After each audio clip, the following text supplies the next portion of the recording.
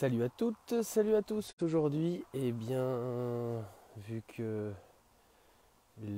la période est à la construction et à la patience, voilà le petit travail du jour. Voilà, des petites pierres, des petits morceaux de pierre pour glisser ça au milieu. Oh, c'est rigolo. Voilà, donc construction, réfection d'un mur. Voilà, j'avais un tas de pierres, on a fait une ouverture intérieure. Et donc, on avait un stock de pierres, on en a encore pas mal d'ailleurs. Donc voilà, aujourd'hui, l'objectif c'est de refaire ce petit bout de mur là. Bon, c'est sûr que c'est pas mal, hein, mais là par exemple, ça ne va pas. Ça ne va pas ça. Là, normalement, ça devrait pas être comme ça. Ça devrait se croiser, c'est-à-dire il devrait y avoir une pierre à chaque fois qui vient par-dessus. Mais ça n'est pas le cas partout. Bon, bref, comme ici par exemple. Pas bien ça. Non, non, non. Bon, après, il y a des grosses pierres qui viennent par-dessus, mais bref. Mais c'est pas vraiment de ça que je voulais vous parler aujourd'hui. Bon, je ne dis rien, je ne dis plus rien, je ne fais plus de live, et tant mieux d'ailleurs. Mais je regarde énormément. Je suis donc Jean-Dominique Michel, donc sur sa chaîne YouTube, mais aussi sur Odyssée. Et il a une petite série d'émissions en ce moment là, qui ça fait un petit moment qu'il fait ça. Bon, il avait une émission sur le Covid non censuré. Et en fait, sa réflexion sur le Covid et sur l'instrumentalisation qui en a été faite par les gouvernants français, mais il extrapole lui aussi, il élargit au monde, hein. Les gouvernants de ce monde l'ont amené progressivement, je pense avec d'autres, à se poser les mêmes questions que nous on s'est posées. C'est-à-dire, qu'est-ce que c'est que cette gouvernance mondiale? Pourquoi? Comment on a réussi à coordonner? Comment ils ont réussi à coordonner une esbrouffe pareil quoi. Et donc il a une série d'émissions maintenant sur la manipulation mentale, sur la guerre de cinquième génération. C'est exactement les thèmes qu'on a évoqués, les thèmes qu'on a abordés avec les amis quand on est sorti des Gilets jaunes et que le Covid a démarré. Donc voilà, je vous conseille fortement de regarder. Alors, vu qu'il est squeezé, sa chaîne YouTube est squeezée, allez voir ce qu'il fait sur Odyssée. Voilà. Euh, et puis c'est vrai que là, il est amené à avoir accès des vidéos aussi, par exemple de jeunes traductions sur la manipulation mentale, sur l'organisation internationale, les groupuscules, le nouvel ordre mondial. Je regarde aussi un Québécois qui s'appelle Docteur Gilbert, Pierre Gilbert, je crois.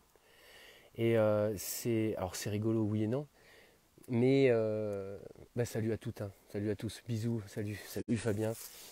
Euh, Là, ce mec-là, ce Québécois, je ne sais pas s'il est encore de ce monde-là, mais en tout cas, les vidéos qui datent d'une dizaine d'années sur YouTube sont des conférences qu'il a réalisées en 95.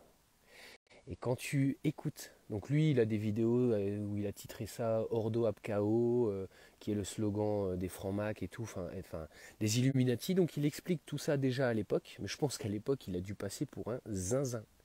C'est assez rigolo de regarder ça aujourd'hui, avec maintenant c'est pas le recul en fait, mais c'est la mise en œuvre réelle de ce dont il parle, c'est-à-dire le plan, le nouvel ordre mondial et tout. Et en fait, euh, il annonce déjà à l'époque la pandémie, la maîtrise, le contrôle sur les masses par une pandémie avec la mise en place de vaccins, de médicaments qui supprimeront des gens, on ira de plus en plus dans le contrôle. C'est exactement ce qui s'est passé. Ce qui est intéressant de voir, c'est que Jean-Dominique Michel maintenant fait des parallèles et élargit, et pas au simple Covid. Il élargit en fait, il parle de la stratégie du choc, il explique aussi, c'est marrant, j'ai lu certains des bouquins qu'il a lus et dont il parle, c'est quoi la société du spectacle, propaganda, euh, en fait, voilà, tous les doutes que nous avions, parce que moi j'ai des doutes, hein, j'ai toujours des doutes de me dire que je suis complètement à la ramasse, complètement taré, ce qui est en soi pas totalement faux. Mais avec d'autres, on s'est posé des questions de savoir si on n'allait pas trop loin, si finalement on n'avait pas été aussi nous-mêmes imbibés par tout un tas de fausses informations divulguées sur les réseaux pour nous orienter, pour nous désorienter, nous diviser. Il parle très bien de ça aussi. Il parle de cette opposition contrôlée. des fois, on va dire consciemment, mais aussi souvent inconsciemment. Vous savez, quand on était dans des groupes pour parler de démocratie participative, des groupes aussi de gilets jaunes, les assemblées des assemblées, on se retrouvait parfois en face de personnes qui disaient mais les gars, mais si vous voulez torpiller le mouvement, ils ne s'y prendraient pas autrement. Alors il y en a qui ont été certainement missionnés pour le faire réellement, mais il y a aussi des gens qui simplement par en pensant bien faire, ont torpillé aussi des mouvements de résistance, on va dire. Donc voilà, Jean-Dominique Michel, excellent. Donc là, en fait, si je résume aujourd'hui, moi je me suis mis à l'écart parce qu'en fait, il y a d'autres, on doit avoir d'autres moyens de lutte que ce qu'on a fait pendant 4 ans, 4-5 ans, parce que c'est trop coûteux en temps, en énergie, le coût de la famille, les amendes, les procès, les mutilations, enfin c'est une catastrophe. Et effectivement, ouais, tu as raison Valérie, il faut écouter son intuition, mais c'est vrai que c'est agréable quand tu as quelqu'un derrière, plusieurs personnes qui viennent en fait croiser les intuitions que tu avais. Par contre, lui, il fait un vrai travail de documentaire. Il le dit lui-même, hein, il a, je pense, il, il est assez honnête et lucide. Il sait que sur tout ce qu'il cite, il y a peut-être, je crois qu'il dit 2% qui sont des sources un peu douteuses, mais tout le reste c'est vérifié. C'est d'autres professionnels de. Alors lui, il est anthropologue, hein, Jean-Dominique Michel. Il s'est d'ailleurs fait défoncer par toute la doxa médiatique et compagnie. Mais peu importe, il maintient le cap. Mais il est quand même en relation avec des médecins, des chirurgiens, des spécialistes de la vaccination. Je regarde aussi Idriss Aberkan, ça fait 2 fois que le professeur Raoult passe dedans et il se lâche sévère. Il faut regarder ses émissions. Voilà, en fait ça se confirme. Et en parallèle de ça, de l'autre côté, alors moi j'aime plus dire ce qu'on disait, ouais les gens sont endormis, machin. En fait c'est pas une question d'être endormi ou pas, c'est que je pense qu'il y a aussi des gens pour lesquels c'est très très dur, pour qui c'est dur d'accepter ça. Tu vois, je parle par exemple des chemtrails. Bon, sujet difficile parce que tu passes pour un taré, quoi. Mais quand tu réfléchis réellement, j'ai montré des photos à des potes qui sont relativement sceptiques là-dessus. Bon, ils savent que moi je suis septième dan. Alors maintenant, je dis plus septième dan de complotisme, je le dis pour rigoler, mais je dis septième dan d'éveil. Parce que en fait, on est passé sur la phase de. Voilà, on comprend ce que ça veut dire maintenant, septième date de complotisme, parce que c'est comme ça qu'on nous taxe. Mais finalement, c'est pour moi du réalisme, c'est de l'éveil. Peu importe, on peut être à côté de la plaque sur certains sujets, mais je crois que globalement, on a tous, malgré tout, les petites pièces du puzzle là qui commencent à se révéler, et on commence réellement à voir la trame de fond. Moi, la trame de fond, elle est claire, c'est domination des masses. Ça va même plus loin. Si on écoute Rock Soccer, il pense que lui il va y avoir une moisson globale et que il va y avoir un rase pour un certain temps et on va repartir sur un autre cycle de 1000 ans. C'est assez rigolo et pas trop en fait. Mais en tout cas sur les chemtrails, quand je parle de ça à des amis, la réaction c'est de dire hein. Et je leur en veux pas, hein, je leur en veux pas. Mais là, je leur montre les photos. Alors, les photos que j'ai prises il y a plusieurs fois, des vidéos, mais aussi les photos que certains et certaines m'ont partagées sur les publications. Voilà, donc je leur montre que à Rennes, à Nantes, à Marseille, dans la Drôme, en Alsace, dans le Nord, il y a des images similaires des traces, alors, ok, on va partir clair. Ce sont des nuages, donc on appelle ça des homogénitus, hein. Tout ce qui est des nuages qui sont dus à l'activité humaine, la définition actuelle de ce néologisme, ouais, ce sont donc des nuages qui sont d'origine humaine. Donc c'est l'activité humaine qui produit des nuages. Donc par exemple, là je regarde, bon, on ne va pas le voir bien évidemment, parce que je crois qu'on est un peu loin. Mais voilà, il y a un avion là-bas. Bon, bah lui, par son action, sur cet avion de ligne, par son action, il émet en fait de la condensation et la traînée derrière lui, on appelle ça une traînée, mais c'est en fait c'est un homogénitus. Voilà, c'est le nom de ce nuage, de ce type de nuage. Donc, quand on regarde les homogénitus, moi je veux bien qu'un avion de ligne en fasse ou n'en fasse pas en fonction de son altitude et tout. Par contre, quand je commence à poser la question, euh, euh, peux-tu m'expliquer comment, as-tu déjà vu, c'est plutôt ça, as-tu déjà vu des avions de ligne qui volent et qui forment des traits comme ça parallèles, donc avec des distances entre les traits égales? Alors là, la réponse c'est non. Ah, je lui dis, est-ce que vous pensez que ce sont des avions de ligne? En général, ils me disent, bah non.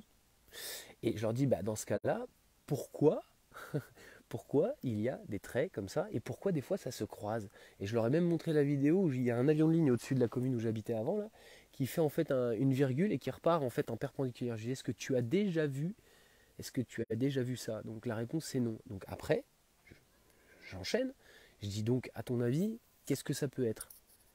Voilà, je dis bah voilà, ils sont en train de propulser quelque chose. Je vois pas, ils s'amuseraient à faire des tours pour brûler du kérosène ou non, ils sont là, ils épandent quelque chose. Donc, alors, vu qu'on ne sait pas ce que c'est, moi je ne sais pas du tout, je leur dis, bah, s'ils épandent quelque chose, a priori, au Brésil, les autorités ont annoncé à leur peuple, je crois que c'est ça, oups, hein, je crois que c'est au Brésil que tu m'as dit que ça se faisait, ils leur ont dit que c'était de la géo-ingénierie. Voilà. Alors, la question c'est, est-ce de la géo-ingénierie? Qu'est-ce qu'ils font exactement? Pourquoi nous, en France, nous ne sommes pas au courant? Pourquoi personne n'en parle? Pratiquement personne. J'ai vu un article. Bon, j'étais chez quelqu'un qui lit le Figaro, donc j'ai vu, il y a un article là-dessus, mais il parlait de géo-ingénierie, mais autrement, t'en entends pas du tout pas. On se fait arroser. Alors, peut-être que c'est pour maintenir la température, ou peut-être que c'est pour augmenter la température. Alors, voilà, moi, ma théorie, alors là, par contre, pour le coup, c'est du septième dame de complotisme. Ma théorie, c'est que tout simplement, je suis persuadé, avec mon pote, on pense ça, vu que tout est instrumentalisé dans ce monde, mais tout, ils instrumentalisent tout. Il y a un virus, il est instrumentalisé, ça a un but. De, même si on pense que le virus arrive naturellement, derrière, c'est une aubaine. Klaus Schwab dit que le virus, la pandémie est une opportunité pour changer ceci, pour passer à un autre monde, pour faire un grand reset, tout ça. Donc leur objectif à eux, c'est clairement de modifier les choses et de profiter de chaque occasion ou de les provoquer, bien évidemment. Et donc les chemtrails, pour moi, sont des navettes régulières. Ils viennent propulser des choses à l'intérieur. Et ce qu'on observe, c'est pas toujours vrai, c'est ça le truc aussi. Mais ce qu'on observe, c'est qu'on a quand même une température qui est maintenue assez chaude. Et je pense qu'ils instrumentalisent, comme ils ont instrumentalisé le Covid, ils instrumentalisent le changement climatique. Voilà. Donc, ils se servent de ça pour valider, ou en tout cas que nous, on se dise, bah oui, effectivement, il y a un gros changement climatique, puisqu'on le vit, hein, on voit bien les arbres, machin et tout. Il y a quand même pas mal de vidéos qui circulent, avec des études qui sont sorties. Je vais le répéter, voilà, c'est au Vietnam, ils ont utilisé des armes climatiques. Ils ont réussi à ne pas faire pleuvoir et ensuite à balancer les moussons.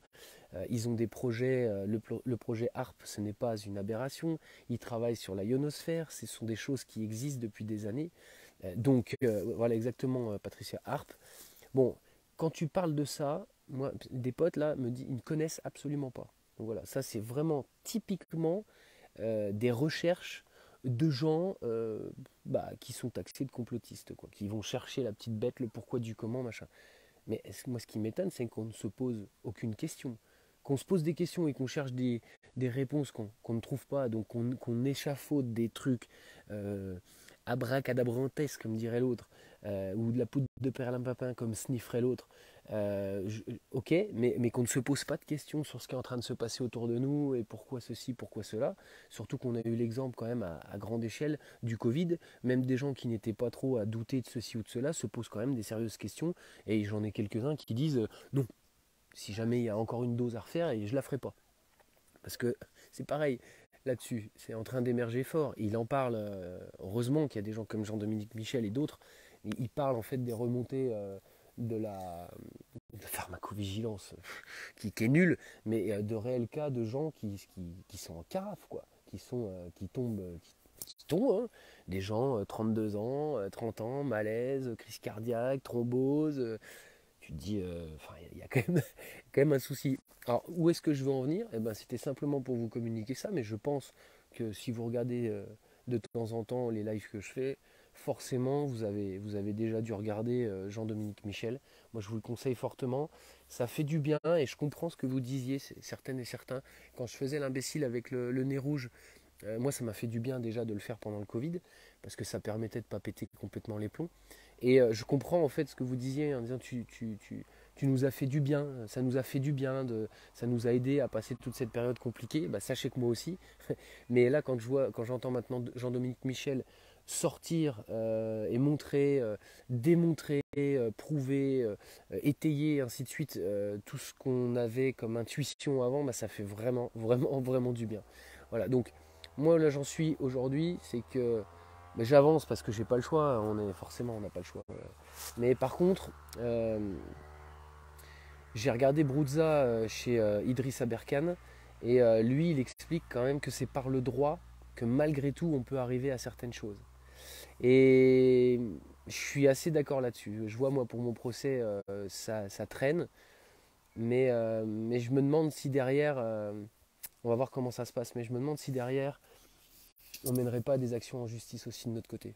Si on est en collectif et qu'on arrive à avoir nos financements et à payer les avocats nécessaires bah, pour aller en fait demander réclamation, porter réclamation et demander réparation sur tout ce qui a été commis, je pense que c'est pas mal et c'est peut-être la seule voie qu'on ait. Même si clairement le système a été clairement, oh oui, clairement rendu malade comme tout un tas de services. Alors les services publics, mais d'autres services aussi. Voilà. Mais je pense qu'en fait, Brouzza a raison, faut rentrer en procédure. C'est chiant, c'est long, mais c'est cher. Mais des fois, ben, c'est peut-être le seul moyen qu'on ait vraiment de faire bouger les choses sans non plus se mettre en danger complètement, quoi. Et qui est-ce qu'en parle aussi là-dessus? Euh, hein, c'est Brouzza. Brouzza. Ouais. Ça avance bien. Ah oui, c'est ça que je voulais dire. Là, c'est pareil. Discrètement, ça se fait de façon. Un de mes anciens boulots, c'était de travailler en certification pour la gestion durable des forêts et d'autres dossiers aussi. Donc j'étais dans un organisme de certification. Et j'étais amené en fait à aller dans des commissions à Paris, notamment sur une des réglementations européennes sur les produits de construction, et notamment les, les bois de charpente à section rectangulaire classés mécaniquement ou classés visuellement. Enfin, en fait, bref, je passe les détails, mais en gros, à une époque, ils ont imposé du marquage CE sur des bois de structure et il a fallu former les gens et après les auditer, donc les entreprises. Et j'assistais en fait à des commissions à la fois françaises à Paris, mais aussi des commissions européennes où j'ai pu au moins bah, participer. C'est un grand mot, mais en tout cas assister au débat pour la modification, la création ou la modification d'une norme. C'est un bordel monstrueux, mais en tout cas ce que j'ai compris, c'est que les grosses structures qui ont l'argent pour avoir des responsables qualité, des gens qui vont dans les commissions, et ben en fait, ceux qui ont l'argent, comme d'habitude, sont ceux qui peuvent accéder à toutes, qui ont les moyens d'accéder à toutes les commissions et donc d'influencer toutes les normes, puisqu'en fait ce sont des professionnels. On demande à des experts d'un domaine de venir travailler sur une norme. Et donc j'ai vu ce mécanisme-là. Et là, j'ai écouté une vidéo de l'archipel où ils expliquent qu'il y a un nouveau décret qui vient de tomber suite à une modification et tout sur la consommation de l'eau potable pour les particuliers. Et donc, bah, pareil, une vidéo à voir là, c'est l'archipel. C'est une de ses dernières vidéos. Il a deux mecs. Il y a un mec qui s'appelle Pierre Lécolo, que j'avais déjà regardé pour les assainissements en phyto et en pédo-épuration. Et c'est vraiment top aussi à regarder. Mais en fait, pendant qu'on est là, on le sait, hein, mais pendant qu'on est là à essayer de survivre, à vivre, ou voilà, à faire ce qu'on a à faire ici pour au moins avoir à bouffer, un toit et chaud, et voilà, et ben ça avance, les normes passent discrètement, ça modifie des petits trucs, mais qui en fait sont en train de resserrer un maximum bah, nos libertés, ça c'est évident, mais c'est surtout nous soutirer encore plus de pognon et nous empêcher d'être autonomes au maximum. Voilà, donc là, c'est clair et net que c'est une attaque globale. Voilà, faut être, je ne veux pas être dire con parce que on est tous le con de quelqu'un, mais il faut vraiment avoir les yeux fermés pour ne pas se rendre compte de ce qui est en train de se passer aujourd'hui. Et donc, plutôt que de manifester, parce qu'on a essayé, ça ne fonctionne pas, parce que je pense que les moyens qui ont été mis dans le militaire, les moyens qui ont été mis dans le militaire n'ont pas été mis pour l'extérieur, hein. Je pense que, comme on dit avec mon pote là, les moyens sont dispo parce qu'ils n'ont pas sorti le dixième du quart de la moitié de ce qu'ils ont contre leur peuple. Parce qu'en fait, ils sont en guerre, en guerre, en guerre, en guerre, en guerre, en guerre, en guerre, en guerre, en guerre contre les peuples, contre nous. Voilà. Ce sont des gens qui sont au sein même des gouvernements de chaque État, mais qui ne sont pas des défenseurs de ces États-là. Ils sont simplement défenseurs et imbibés et formatés pour défendre ce modèle. Ce sont des psychopathes. Voilà. Jean-Dominique Michel et d'autres, hein, je reviens sur lui, mais ils en parlent de ça. Et c'est bien étayé, c'est bien expliqué. Après, ce qui est long, c'est qu'il faudrait résumer ça. Enfin, lui, il fait déjà un résumé des documents qu'il a lus partout, machin. Et il faudrait en plus résumer pour vulgariser au maximum. Voilà, on perd de l'info, mais en tout cas, le principe est là. C'est clair et net, c'est une attaque en règle de partout. On ne veut pas que les gens soient autonomes. On ne veut pas que les gens puissent développer, acheter des biens. Hein. On enlève l'accès à la propriété. Les prêts bancaires, c'est une catastrophe. Le prix de l'immobilier a complètement explosé alors que les taux ont explosé aussi. Donc pour accéder à la propriété ou vendre un bien, c'est une catastrophe. Les prix des matériaux sont... Donc voilà, le tableau est devant nous. Hein, enfin le tableau, l'image. Et on a tous des petites pièces du puzzle. Puis on se dit, attends, qu'est-ce que c'est? Ah putain, j'ai l'impression quand même que c'est pas super, mais j'ai pas tous les éléments. Voilà, donc je pense que euh, le collectif et porter plainte, porter réclamation, c'est peut-être aujourd'hui une des seules armes qu'on ait euh, sans trop nous mettre en danger. Voilà, voilà. Non, Emmanuel, faut pas avoir peur. Hein, de toute façon, qu'est-ce que ça, à quoi ça sert d'avoir peur plus que ça? Non, voilà, faut être un minimum lucide et puis et se dire qu'aujourd'hui les forces en jeu sont énormes, énormes. Donc le seul moyen qu'on ait, c'est soit de rester discret ou alors c'est de tenter des procès quoi. C'est tout. Oui, mais t'as peur pour tes enfants, mais ça changera rien d'avoir peur pour ses enfants. Hein. C'est pas la peur qui va. Non, non, justement, faut se libérer de tout ça. Hein. Au pire, qu'est-ce qui peut t'arriver? Qu'est-ce qui peut nous arriver? On meurt? Bon, bah voilà. Hein. C'est le projet. C'est notre projet. Donc, non, non, faut pas s'inquiéter. Faut juste être lucide, échanger entre nous, machin. Et puis je pense que ouais, je vais réfléchir sérieusement à tenter des regroupements peut-être et porter plainte, porter réclamation. Et surtout pas se laisser faire. Il y a des gens, heureusement, qui veillent là-dessus sur la flotte et tout. Mais c'est grave, hein, comme ça va très très loin. Hein. On est potentiellement dans une période où on va nous interdire d'utiliser de l'eau de pluie pour nous, quoi, pour chez nous. Tu ne peux plus être autonome, quoi. Voilà, c'est énorme. Voilà. Bon, en tout cas, ouais, je voulais vous partager ça. Je vous fais des gros bisous. Allons tous bien nous faire aimer, c'est important. Rigolons, hein. Voilà, ne perdons surtout pas ça. Et il le dit aussi, c'est une guerre de cinquième génération. C'est une guerre contre nos cerveaux, contre nos âmes. On l'avait déjà dit ça.